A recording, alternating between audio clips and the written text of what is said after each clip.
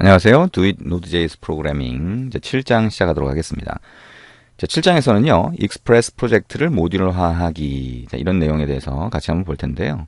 이게 꼭 익스프레스라고 하는 게 아니더라도 우리가 자바스크립트로 웹서버나 또는 PC에서 동작하는 독립적인 프로그램을 구성한다라고 했을 때는 모듈화라고 하는 과정이 거의 필수적인 과정이에요. 이 모듈화라고 하는 거는 우리가 중간중간 이미 봤던 기능입니다. 그래서 우리가 저번 챕터까지 뭘 한 거죠? 자, 웹서버. 주로 한 거는 웹서버를 만들고요.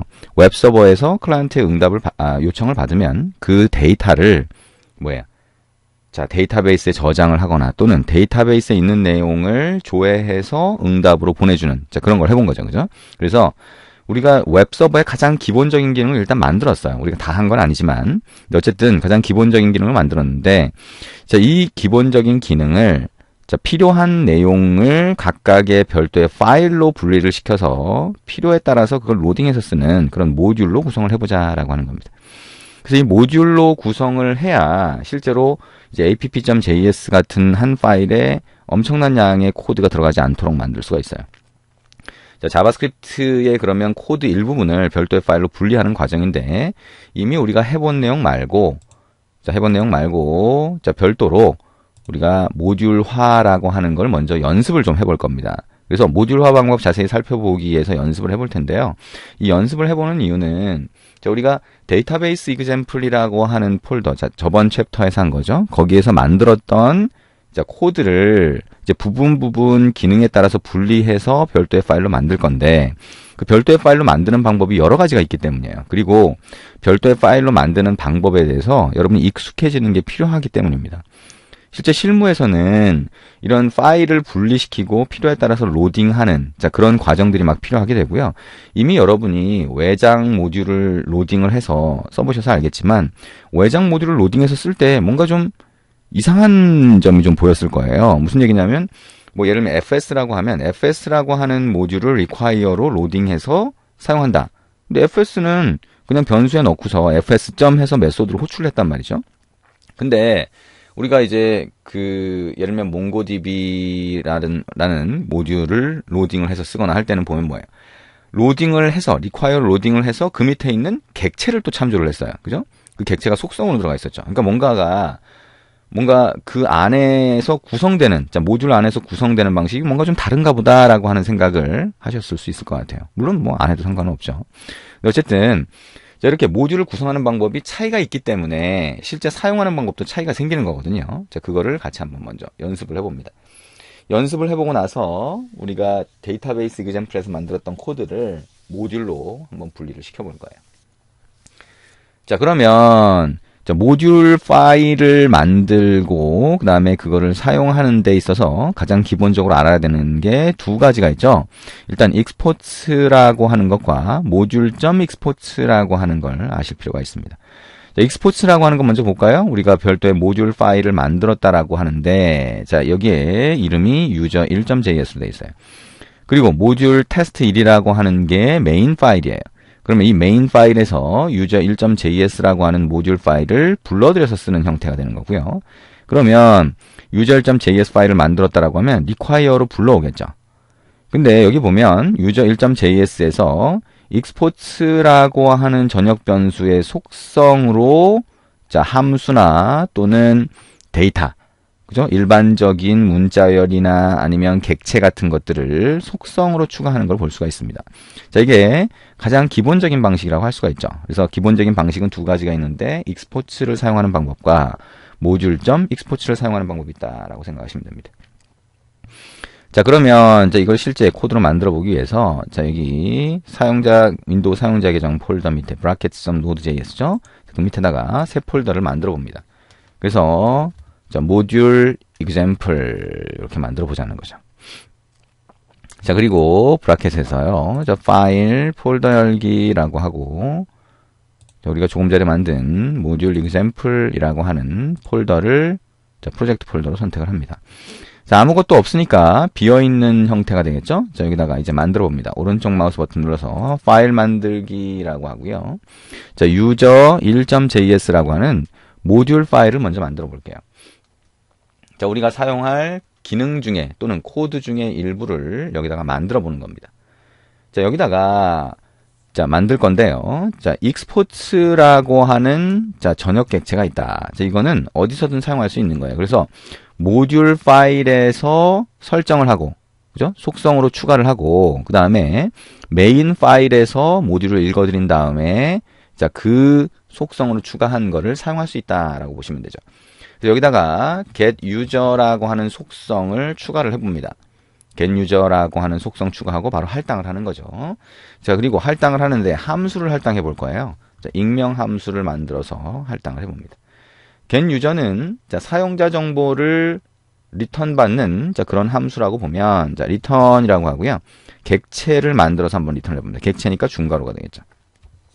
자, 그리고 중괄호 안에 자, id를 test01 그 다음에 name이라고 하는 속성의 값으로 소녀시대 이렇게 한번 넣어보자는 거예요. 자, 맨 뒤에 세미콜론을 붙여주는 게 좋겠죠. 자, 그러면 자, 이렇게 get user라고 하는 함수가 export라고 하는 거의 속성으로 들어가는 거고요. 그 다음에 export 하나 더 해볼게요. export라고 하는 거에 속성을 하나 더 추가하는데 자, group이라고 하는 속성을 하나 추가해 볼게요. 자, 여기다가는 자, 함수가 아니라 객체를 한번 할당을 해볼게요. 자, 결국에는 여기 자, 객체를 바로 할당하면 그룹이라고 하는 속성을 통해서 객체를 참조할 수 있는 거고요. 그 다음에 get user라고 하는 거에 함수를 할당하면 get user라고 하는 함수를 바로 실행할 수 있겠죠. 자, 그 정도는 일단 지금까지 한 내용을 비춰보면 좀 익숙해지셨을 거예요. 자, id를 그룹 01이라고 만들고요. 그 다음에 name이라고 하는 거를 자, 친구 그룹 뭐 이렇게 해서 친구라고 한번 해봅니다. 자, 그러면 이렇게 할당이 되어 있겠죠. 자, 컨트롤 S 눌러서 저장을 합니다. 자, 이게 모듈 파일이라고 하는 거예요. export라고 하는 전역 객체가 사용이 됐다라고 하는 거를 알 수가 있죠. 자, 그럼 이제 메인 파일을 만들어 봅니다. 메인 파일을 파일 만들기라고 해서요. 자, 모듈 밑줄 긋고 test 1.js. 자, 그러면 일단 여기서 하고 싶은 게 뭐예요? user 1.js에 넣어둔 자, 코드를 불러오는 거죠. require라고 하고요. 우리가 직접 만든 모듈 파일은 상대 패스를 사용한다. ./user1 확장자는 제외하니까요. 자, 그렇게 하면 불러드리겠죠. var user1이라고 하는 동일한 이름의 변수를 만들어서 할당을 합니다. 자, 그러면 user1 안에 뭐가 들어가 있어요? 자, user1이라고 하는 게 뭐라고 그랬죠? 여기 모듈에서 export라고 하는 객체가 리턴됐다라고 보시면 돼요. 그러면 export라고 하는 객체가 user1이라고 보면 되는 거니까 그 밑에 get user라는 함수와 그룹이라고 하는 객체가 들어가 있다라고 보시면 되죠. 뭘로? 속성으로. 자, 그러면 여기 안에 어떻게 하면 돼요? user 1. 뭐죠? get user라고 하는 걸 하면 어떻게 돼요? 유저 객체가 리턴이 되겠죠? 그래서 유저 객체가 리턴이 되면 객체라고 하는 게 여기에 리턴돼서 나오게 될 겁니다. 그럼 어떻게 돼요? 왼쪽으로 리턴될 수도 있지만 바로 호출할 수도 있어요. 그 안에 자, 그 안에 name이라고 하는 속성이 들어가 있다는 걸 우리가 알고 있으니까 .name이라고 하면 그 리턴된 객체의 이름을 참조할 수 있는 거죠. 자, 그 다음에 user 1에 또 뭐가 있어요? group이라고 하는 게 있는데 이거는 객체 자체를 가리켜요. 그러니까 .name을 바로 해버리면 됩니다. 자, 그러면 이 두 가지를 합쳐서 자, 우리가 show user라고 하는 함수를 한번 정의해 보자는 거예요. 자, 펑션이라고 하고요. show user라고 하는 함수를 만들고 그 안에서 자, user1이라고 하는 이 모듈 안에 들어가 있는 get user 함수를 호출해서 객체를 자, 리턴을 받고요. 반환을 받고 .name을 하겠다. 자, 그 다음에 그 값을 플러스 해서 붙여보자는 거죠. 자, 콤마라고 해서 붙여보고요. 자, 그 뒤에 group.name을 여기 붙여보자. 그 다음에 이거를 리턴을 다시 해보자라고 하는 거예요. 자, 그럼 이런 모양이 되겠죠. 자, 지금 이해가 되시죠? 자, 그러면 show user라고 하는 거를 호출할 수 있겠죠. console.log라고 해서 자, 사용자 정보. 자, 사용자가 어떻게 되나요? 자, 화살표 모양으로 한번 해볼게요. 자, 그러면 여기다 플러스를 해서 show user라고 하는 함수니까 소괄호로 실행을 하겠죠. 자, 다시 한번 거꾸로 따라가 보면요. 자, show user를 호출을 하니까 자, 함수를 호출한 게 되죠. 이 함수 정의한 부분으로 갈 수 있고요. 함수 정의한 부분에 가보니까 문자열을 리턴하는 게 그대로 여기 찍히겠죠. 그리고 문자열이 뭐냐? user1이라고 하는 모듈 안에 들어가 있는 함수를 실행하고 속성. 그죠? 함수를 실행했을 때 뭐가 나오니까? 객체가 나오니까. 그 다음에 유저 1의 그룹이라고 하는 속성이 객체니까 거기에 점 네임을 할 수가 있다. 자, 컨트롤 S 저장을 하고요. 컨트롤 시프트 알파벳 N키 누르면 실행이 될 겁니다. 자, 사용자 정보, 소녀시대 친구 이렇게 나오는 거를 볼 수가 있죠. 자, 지금 우리가 모듈이라고 하는 걸 만드는 가장 기본적인 형태를 한 가지 본 거예요. 그 기본적인 형태 중에서 익스포츠라고 하는 전역 객체를 사용하는 방법을 같이 본 거가 됩니다. 자, 근데 이 익스포츠라고 하는 거는요, 자, 한계가 한 가지 있어요. 자, 한계가 뭐가 있냐면, 그 책을 보시면 알겠지만, 익스포츠에다가 속성을 추가하는 방식으로 하니까 이렇게, 자, 처리가 되지만, 속성을 추가하는 게 아니라, 익스포츠에 그냥 객체를 바로 할당하면 문제가 생겨요. 문제가 생깁니다. 그 이유는 우리가 책에서 설명을 하고 있죠. 자, 우리가 익스포츠라고 하는 게 전역 객체로서 모듈 파일 안에 들어가 있는, 자, 그런 형태, 모듈 파일 밖에서 메인 파일에서 참조할 수 있는 형태가 아니라 다른 식으로 참조가 되는 거예요. 그래서 익스포츠라고 하는 걸 사용할 때는 꼭 속성으로 추가해야 된다라고 하는 거를 기억을 하셔야 됩니다.